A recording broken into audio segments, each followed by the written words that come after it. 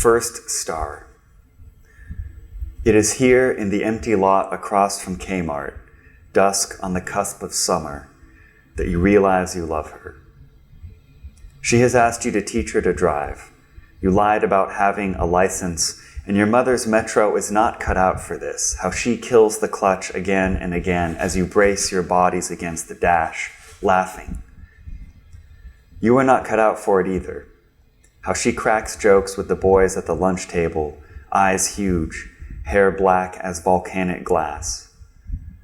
You cannot hold on your tongue the name of the place she is from in Nicaragua, or the ache the fact of her body makes in yours no matter what you do, even when you are making love behind her mother's leaky apartment, or lying in the damp grass afterward, watching geese sign their mysterious arrow overhead. Soon your best friend, jealous, will stop sitting at the lunch table. Your father will forbid you from seeing her before she moves away, but you'll follow her to Georgia anyway while she goes crazy and disappears into a 2x2 photo of her father's grinning absence. But blink now, and you are back in the parking lot. Blink and you are in the brimming grass, wet, watching the geese neck ever on. Tell her again they have needles in their noses, like compasses, guiding them to where they must go. Say you can see Sirius, the first star, though you know she is already sleeping like something crash-landed, unfathomable, from an even deeper distance. Her breasts below the coat you both share, her wrists so defenseless that the world, for the first time, frightens you. And you begin, in that light, to know what it is. So I'll just read a short excerpt from my novel in progress, The Horse Mender. The first man to ever love a woman built her the house of sky. This is the story told to the young as they reach the age of courtship, to men who would impress a woman of the still water, to women who would claim a man from the caravans they raid below. The man is nameless in the story, a salvager like countless others, living the brutal and desperate life of the underplaces. The woman was named Malvana, and she was the founder of the still water and its most skillful warrior. At that time, women did not claim men from below, and there were no men in the village to initiate courtship themselves. The nameless man followed Malvana and her women into the mountains and begged her to let him stay and take shelter with him. And in return, Malvana demanded the one thing she could not take for herself. She demanded of him the sky. So the man built her a home above all other homes ever built, overlooking the still water, which holds, when it is still, the sky's perfect reflection. He hewed the planks of the house's roof and floor and round walls from evergold. He sealed it with pitch mixed from the sap of sun pines, the same mixture still made in the house of clouds today. The other women of the still water loved the house because it was large and they could meet there. They began to accept the man, but Malvana was still of mind and far-sighted, and she saw deep into the man and knew he was even more cunning. So she was cruel to him and said, "There's no sun for my house of sky, and what is the sky without the sun?" So the man went down into the forest, studying the trees, asking himself what more he could build. He looked at the sun, wishing for some way to give Malvana its light. As if to mimic Malvana's cruelty, a storm blew in from the west, where the land is dead, and blackened every trace of the sun's light with its dust. The man huddled inside a cave, shaking with fear and despair. When he emerged, the land was covered in the pale dust. He gathered it and melted it into the first glass, just as glass is made in the House of Clouds today. With the glass, he made a room on top of the House of Sky, a wide, bright room where Malvana could peer down at the world. The women used the glass room to spot their enemies, but Malvana knew the man could offer her still more. She said dismissively, "Now there is sun in my sky, but what is the sky and the sun without the moon?"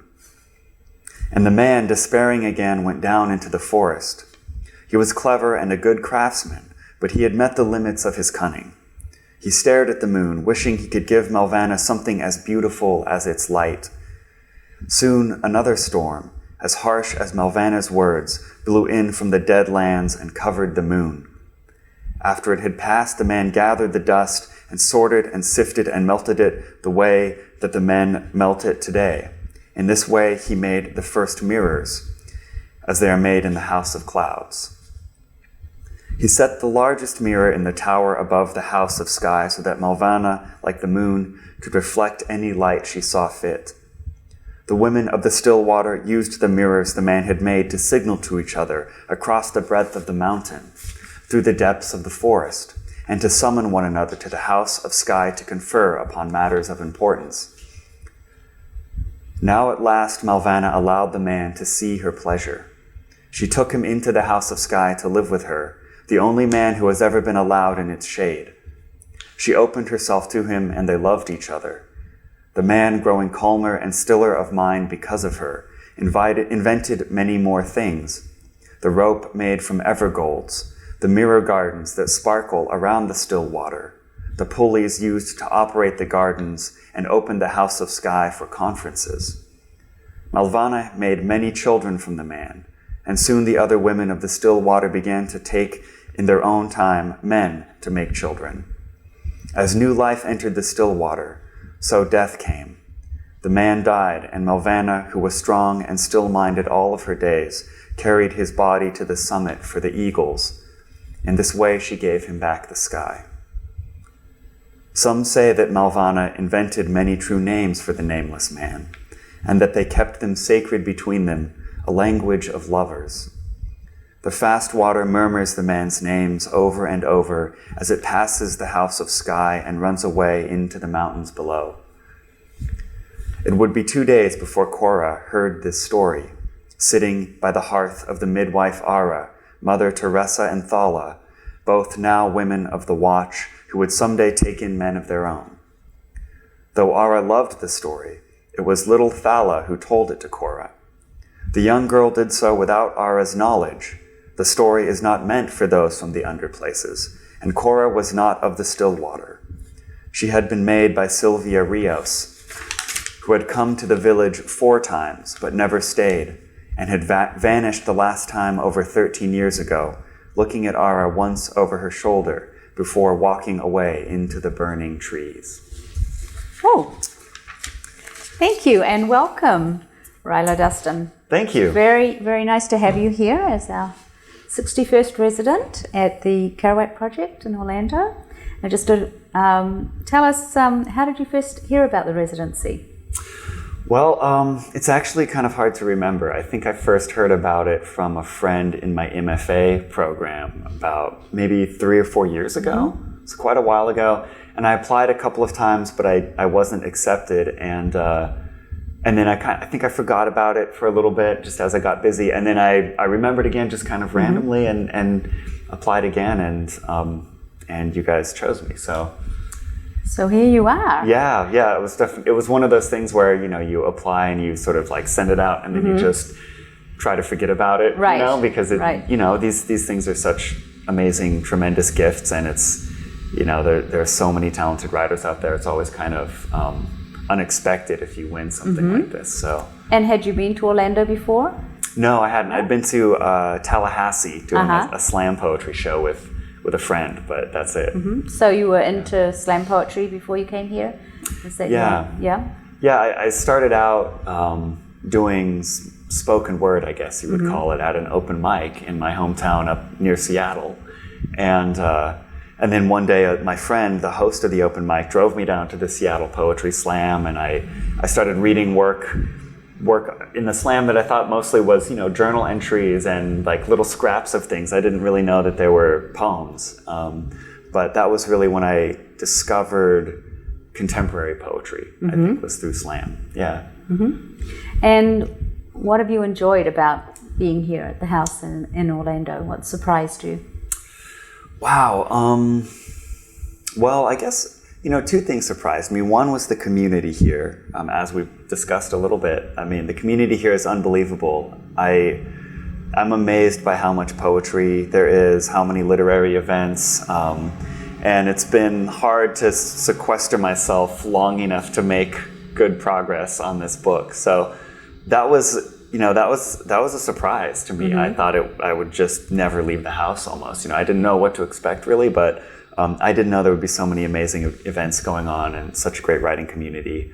And then also just having this incredible wealth of time. I mean, it was, I understood intellectually how much time I'd have, but I didn't know that experience. Right. I've never had that experience before really. So it was amazing what that did for my writing process, and not just how much work I was able to get done, but how much I was able to grow as a writer. And I think that was because of being able to just inhabit that world, this world that I'm creating in this novel, and just the world of reading and writing so continuously, Right. never having to switch channels into something else.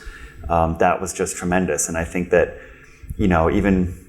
I think my writing got better the longer I was here. Even like the past few weeks, I think was some of my best writing. So that was really amazing to discover that the quality of attention that you can have in a space like this, and that's so incredibly rare in our lives for the most part. So That's great. And what have you been working on while you've been here? So as you know, I applied with my poetry, and I've been a poet for my entire writing career. But I started work on this novel, and I had been actually kind of working with the novel off and on for several years. And once I was here, I was put in touch with an agent who was somewhat interested in the project, and I have a professor at U of Nebraska Lincoln right now who's interested in it and has been helping me, and so it kind of felt like the right time to dive into that. Right. And so I've mostly been working on this novel, and again, that's the ability to have this unbroken attention with something like that is just unbelievable. I mean, it's especially my novel is kind of speculative, agricultural novel in the future after agriculture has been decimated and our society has largely collapsed. And so people speak a little differently in this world, and there are different cultures in this world. I mean, the excerpt that I read is really sort of a myth from a culture that's encountered maybe a third of the way into the book by the protagonist. And so to inhabit these cultures and these ways of speaking and these little, terminology even within this excerpt, Right. you hear like terms like the underplaces or the fast water. And so to have the freedom to just invent that as I go and not have to create notes constantly and not have to then go back Right. and review notes and everything, but to just be able to inhabit that world and use just pure memory to keep Right. all that stuff in there. I mean, that's facilitated completely by the time that Right. I've been allowed to have. So I've mostly been working on this novel. I think I'm about 3/4 of the way through this Great. draft. So yeah. Very cool. Yeah. And where do you go from here? So I'll be going back to Lincoln, Nebraska, where I'm getting my PhD in creative writing. So I've just finished my coursework, so I have another year in which I'll be taking my comprehensive exams, which are, these huge exams about areas of literature that I'm interested in. So it'll be a really demanding year. I think the contrast will be really, really stark. You'll be like, oh, take me back. Yeah, I'm sure I will be. So I'm excited about it. I'm excited for the reading that I'll be doing and the work I'll be doing, and I'll be teaching there as well, as I have been for a couple of years now. And so I'm really excited about that. And I think this has given me enough of a foothold in the novel that hopefully I can, even if it's only one day a week or something that I have time, I can keep moving forward and hopefully get this draft finished pretty quickly. So, Great. Yeah. And what kind of advice would you have for another resident coming in? Well, for me, I mean, it depends what you want out of the residency, of course. And what I wanted was writing time. I needed that. And I knew if I didn't seize that here, I'd be missing a huge opportunity. When would you? Yeah, I mean, the greatest opportunity of the year probably for me to be a writer.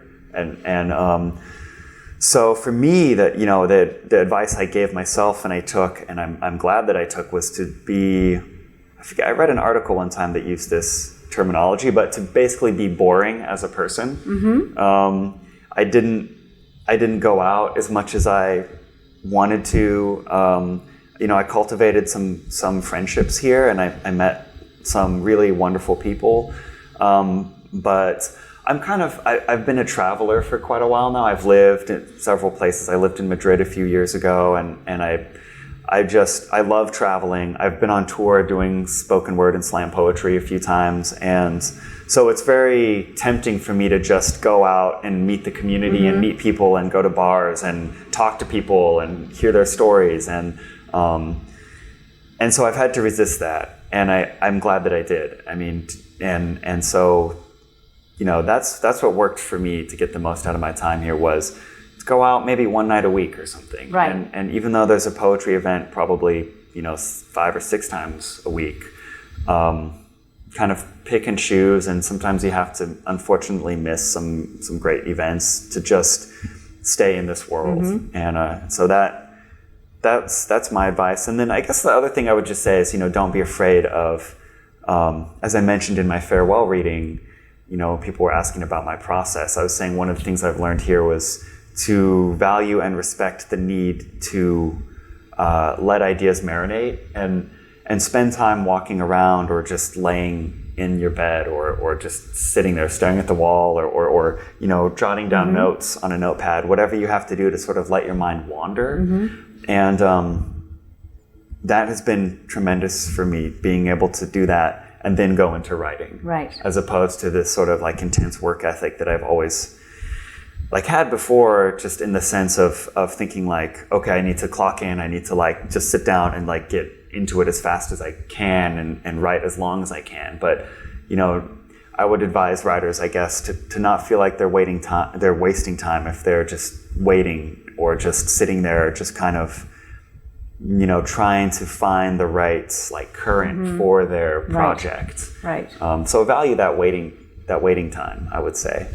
Very, very cool. Well, when your book comes out, we hope that you will come back and have a book signing in the house. Yeah, I would love to. That would be awesome. Yeah. We would love to host you doing that. Great. And great. I hear you're going to read a little bit more for us as we end. Thank you so much for coming and for what you have inputted into the community, and we wish you the best of luck.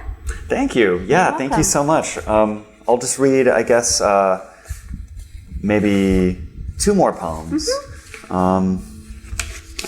Okay, let's see. So I'll read this one. This is called The Movement of Fields.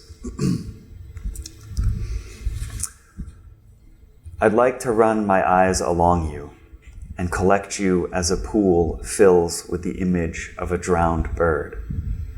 As a field we've seen at different times reports the face of wind. A boy on a playground stares at me as if to see where he's headed. When he's older, he'll read these words and find me looking back. So sensitive to geometry, we seldom see beyond what things resemble. It's useful to be suspended here behind these words, running like water over everything. We can never really see friends' faces, though, or the world's raw hunks and filaments, since even as infants we begin making sense of the world, learning names for shapes we'll only see approximations of. Standing on the dock, I watch bay waves lacerated by light. I ask my eyes what happened in the book they read, and they say, footprints in ash. I ask them about your face, and they swim beneath dark waves, towing away something silver.